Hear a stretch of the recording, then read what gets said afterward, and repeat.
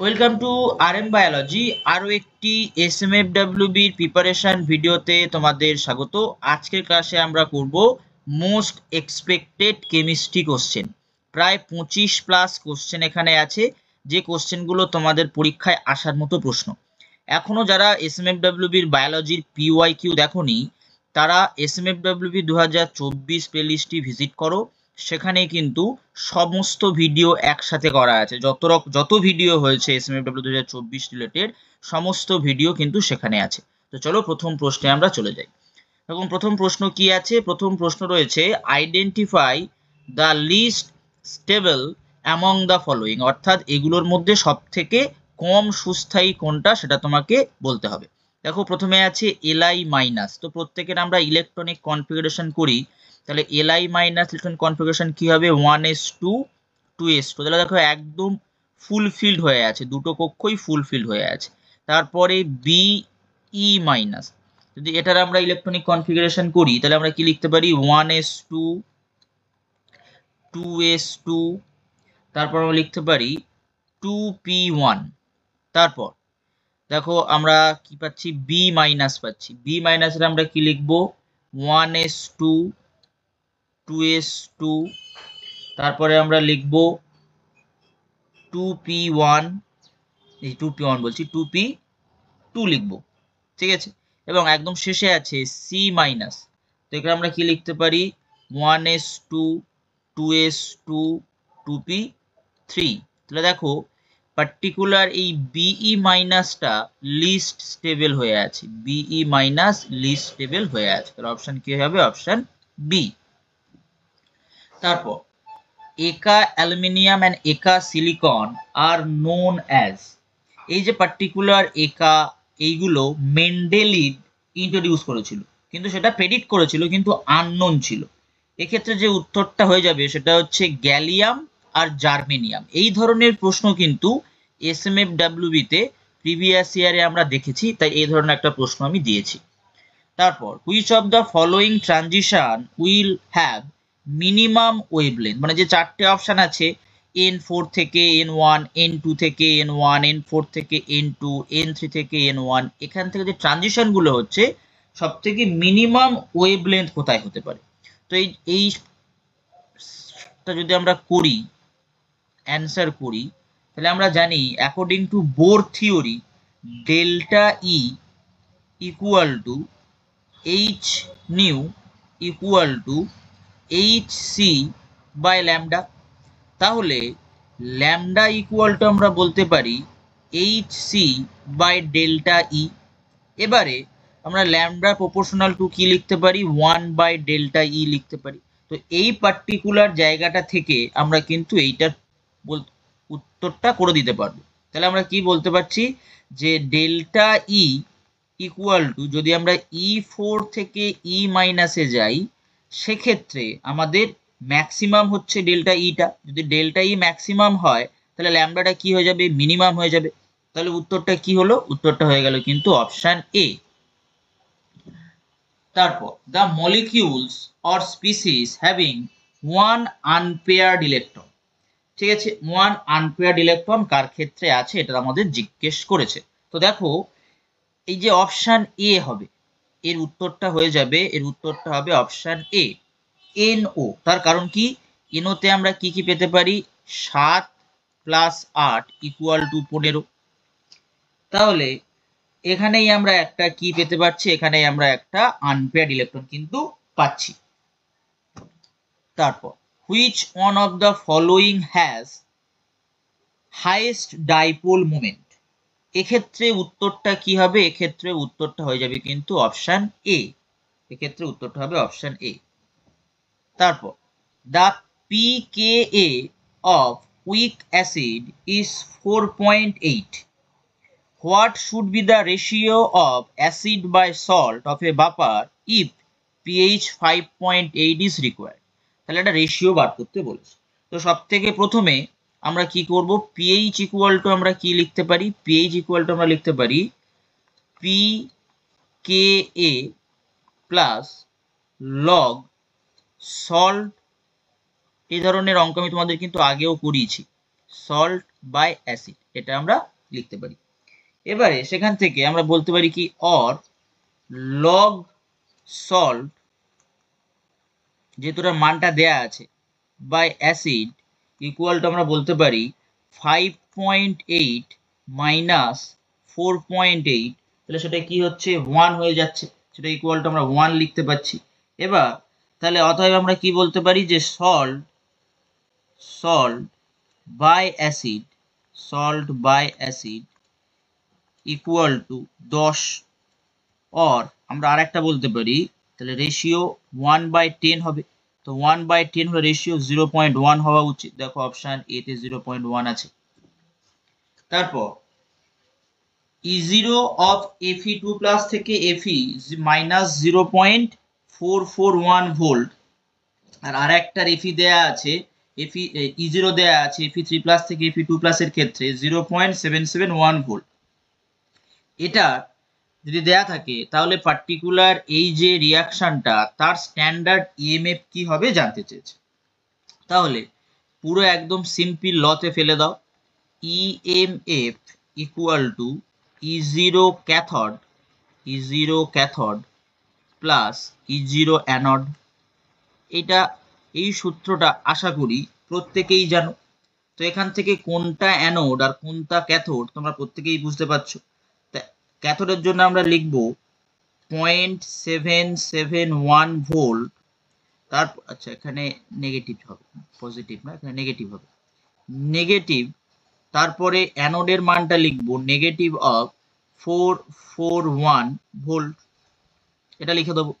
এটা ক্যালকুলেশন করলে আমরা পাবো 1.212 ভোল্ট। দেখো অপশন ডি তে আছে। তারপর প্যারা and অর্থো hydrogen differ spins of nuclei, এটা theoretical. Solubilities of carbonates decrease down the magnesium group due to decrease of hydration energy of cation. তারপর the CH bond distance is longest in C2H6. এই যে ডিক্রিজের যে রেশিওটা বা ডিক্রিজের যে ক্রমান্বয়টা সেটা হচ্ছে sp3 sp2 sp, এটা ডিক্রিজ করে। ঠিক আছে, পরবর্তী প্রশ্ন দেখো, which of the following compound is not aromatic. অনেকগুলো অপশন রয়েছে, এক্ষেত্রে যে উত্তরটা হয়ে যাবে সেটা হচ্ছে অপশন সি। এক্ষেত্রে উত্তরটা হয়ে যাবে option C. An aqueous solution freezes at minus 0.186 degree C, kf R kb এর মান দেয়া রয়েছে। What is the elevation in boiling point, এটা তোমাদেরকে জিজ্ঞেস করা হয়েছে। এই ধরনের বয়লিং পয়েন্ট থেকে অঙ্ক কিন্তু তোমরা অবশ্যই করে পাবে। তো যদি এটা আমরা সলভ করি তাহলে ডেল্টা টিএফ ইকুয়াল টু আমরা কি জানি, কেএফ ইন্টু এম জানি। তো সেখান থেকে কেএফটা কনস্ট্যান্ট বলে দিয়েছে, তার কারণ মোলাল ডিপ্রেশন হয়েছে। তাহলে delta TF equal to K F M যেমন হবে, তাহলে delta T B equal to K B into M হওয়া উচিত। যদি এরকম হয় তাহলে আমরা বলতে পারি delta T B divided by delta T F equal to K B by K F, এটা আমরা বলতে পারি। সেখান থেকে আমরা তাহলে delta T B divided by 0.186 equal to 0.512 by 1.86, এটা সিম্পলিফিকেশন করলে ডেল্টা টিবি ইকুয়াল টু 0.0512 আসে। দেখো অপশন ডি তে আছে।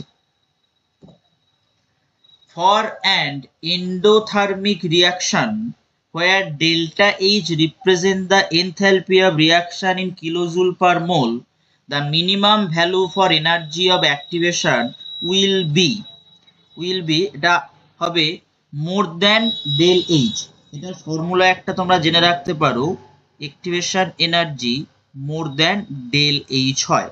তো বেসিক্যালি এর একটা তোমরা তোমাদের কেমিস্ট্রির বইতে দেখবে একটা গ্রাফ দেয়া থাকে, এরকম একটা গ্রাফ থাকে।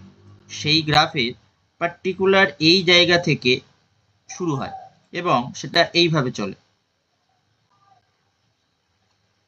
এরকম একটা গ্রাফ পাওয়া যায়। এই পার্টিকুলার যে ডিস্টেন্সটা, এই পার্টিকুলার ডিস্টেন্সটাকে বলা হয় ডেল এইচ। এই দিকেরটা হচ্ছে আমরা বলতে পারি ই এ, আর এই প্লটটাকে আমরা বলতে পারি এনার্জির প্লট, এনার্জির প্লট। আর এই প্লটটা যেটা করা হয়েছে, এই প্লটটা হচ্ছে reaction coordinate, reaction coordinated plot. ঠিক আছে, তাহলে এখান থেকে তোমরা বুঝতেই পারছো নিশ্চয়ই যে অপশন সি হয়ে যাবে। ইন রিভার্সিবল রিয়াকশন 2NO2 থেকে N2O4 হচ্ছে the rate of disappearance on NO2 is equal to. তাহলে সব থেকে প্রথম এই পার্টিকুলার রিয়াকশনটা আমাদের লিখে নিতে হবে। 2NO রিভার্সিবল, পরেরটা K1, নিচেরটা K2, N2O4 এটা আছে। তো এখান থেকে যদি আমরা রেট অফ রিয়াকশনটা বের করতে চাই, -12 ডি NO2 বাই ডিটি করতে পারি। সেখান থেকে আমরা পেতে পারি K1 NO2 square minus K2 N2O4, এটা আমরা করতে পারি। তাহলে এবার যদি আমরা এই যে প্রশ্নটা যেটা চেয়েছে রেট অফ ডিসঅ্যাপিয়ারেন্সি, সেটা আমরা বলতে পারি -d NO2 বাই ডিটি। তো সেক্ষেত্রে উত্তর দাঁড়াবে 2K1 NO2 2K1 NO2 square minus 2K2 N2O4। দেখো অপশন বি তে আছে, কারেক্ট অপশন অপশন বি। তারপর number of moles K2Cr2O7 reduced by 1 mole of SN2 plus ion। এটা অক্সিডেশন রিডাকশনের পার্টিকুলার একটা খুব সিম্পল জিনিস। যদি আমরা SN2 প্লাস যেহেতু বলে দিয়েছে, SN2 প্লাস থেকে আমরা চলে যাব SN4 প্লাস, তাহলে সেখানে আমরা দুটো ইলেকট্রন ইনটু 3 করব। তারপরে আমাদের আছে Cr2O7 প্লাস 14H করতে হবে, 6টা ইলেকট্রন বাদ দিতে হবে, দিলে আমরা পাবো Cr3 মাইনাস প্লাস 7H2O। তাহলে এবার যদি আমরা পুরো ক্যালকুলেশন করি, 3SN2 plus Cr2O7 plus 14H plus, এখান থেকে আমরা কি পাচ্ছি 3SN4 plus plus 2Cr3 plus plus 7H2O। এবার এখান থেকে দেখো এই 3 বেসিক্যালি 3, সেখান থেকে আমরা পেয়েছি Cr, তাহলে আমরা কত পাবো 1/3 মোল পাবো, 1/3 মোল। তারপর পরবর্তী প্রশ্ন দেখো, the compound used for gravimetric estimation, সেটা হচ্ছে অপশন এ, অপশন এ। তারপর the pair in which both species have same magnetic moment spin only জিজ্ঞেস করেছে। ঠিক আছে, এই জাতীয় প্রশ্ন কিন্তু তোমরা অবশ্যই করে একটা পাবে, এই জাতীয় প্রশ্ন। দেখো তাহলে আমাদের স্পিন অনলি ভ্যালু বলেছে, ম্যাগনেটিক মোমেন্ট জিজ্ঞেস করেছে, তাহলে ম্যাগনেটিক মোমেন্টের সূত্রটা আমরা প্রথমে লিখে নিই। Mu equal to √n into n+2। ঠিক আছে, এটা আমাদের সূত্র। তাহলে পার্টিকুলার যে অপশান এটা আছে, সেই অপশান এর জন্য আমরা কি লিখতে পারি, Cr2 প্লাস লিখতে পারি। তার কারণ 3d4 হয়েছে, 3d4 হবে। তাহলে যদি n ইকুয়াল টু কি হবে 4। আবার Fe+2, Fe+2 সেখানে করলে সেটা 3d6 হয়। তাহলে 3d6 মানে সেটাও n ইকুয়াল টু আমরা 4 লিখতে পারি। আবার CO+2 এর জন্য 3d7 হয়ে যাবে, সেটা আমরা কি লিখতে পারি, n ইকুয়াল টু 3 লিখতে পারি। আবার লাস্টটা যদি আমরা করি Mn+2, সেটা হচ্ছে 3d5 হচ্ছে, 3d5 মানে n ইকুয়াল টু কত, n ইকুয়াল টু 5। তাহলে এইভাবে যদি আমরা করি তাহলে আমাদের কি দাঁড়াচ্ছে, আমাদের দাঁড়াচ্ছে দেখো CR আর FE এটা কিন্তু সেম থাকছে, তাহলে অপশন বি কারেক্ট।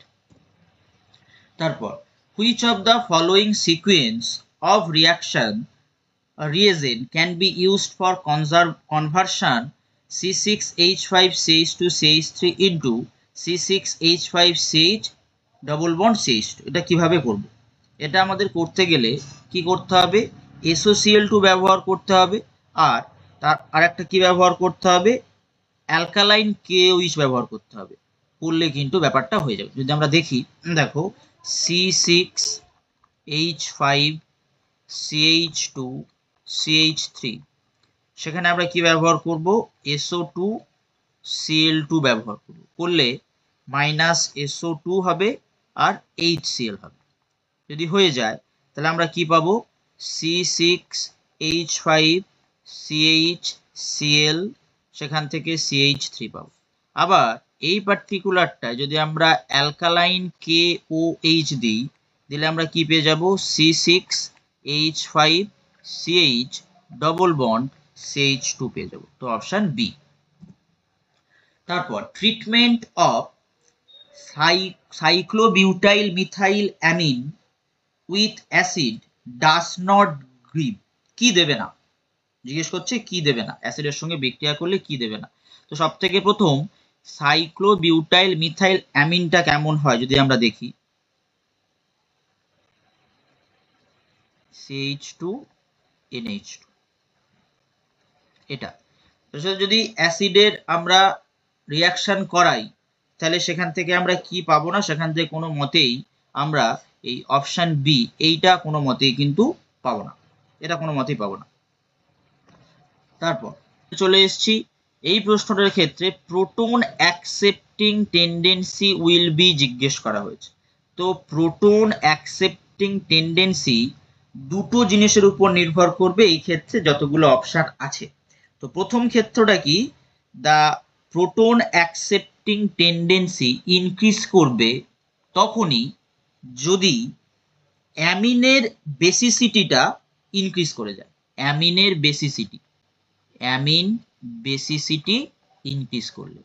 আর এটা ডিক্রিজ করবে কখন, এটা ডিক্রিজ করবে তখন যদি অ্যাসিডিটিটা ডিক্রিজ করে যায়, অ্যামিনের অ্যাসিডিটিটা ডিক্রিজ করে যায়, অ্যাসিডিটিটা ডিক্রিজ করে। তাহলে এই দুটো ক্যারেক্টার উপর আমরা বেস করে আছি। এই দুটো ক্যারেক্টার উপর যদি বেস করে থাকি তাহলে সেক্ষেত্রে অর্ডারটা দাঁড়ায় আর NH2, তারপর NH3, তারপর HS মাইনাস, তারপরে হচ্ছে I মাইনাস। দেখো অপশন সিতে আছে। তারপরে the secondary structure of a protein refers to, secondary structure of a protein refers to a alpha helical backbone, alpha helical backbone.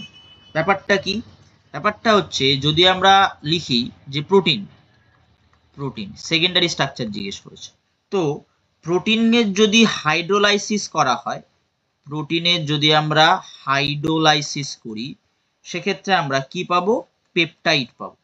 প্রোটিনের হাইড্রোলাইসিস করলে আমরা পেপটাইড পাবো, সেটা কিন্তু ফার্স্ট বা প্রাইমারি স্ট্রাকচার। তার আবার যদি হাইড্রোলাইসিস করা যায় আবার ফার্দার, তখন আমরা কি পাবো, আলফা অ্যামিনো অ্যাসিড পাবো, আলফা অ্যামিনো অ্যাসিড পাবো। এটাই সেকেন্ডারি স্ট্রাকচার। তাহলে আলফা হেলিক্যাল ব্যাকবোন তৈরি হচ্ছে। এবার লাস্ট যে প্রশ্নটা আছে, which of the following is polyamide, option B is polyamide. তো মোটামুটি তোমরা প্রায় 25টা মতো প্রশ্ন পেয়ে গেলে, যে প্রশ্নগুলো তোমাদের পরীক্ষায় আসার মতো প্রশ্ন। যারা চ্যানেলে নতুন, চ্যানেলটি অবশ্যই করে সাবস্ক্রাইব করে দাও। ভিডিওটি ভালো লাগলে লাইক করো, শেয়ার করো এবং কমেন্ট অবশ্যই করো। আজকের ভিডিওটি এই পর্যন্ত।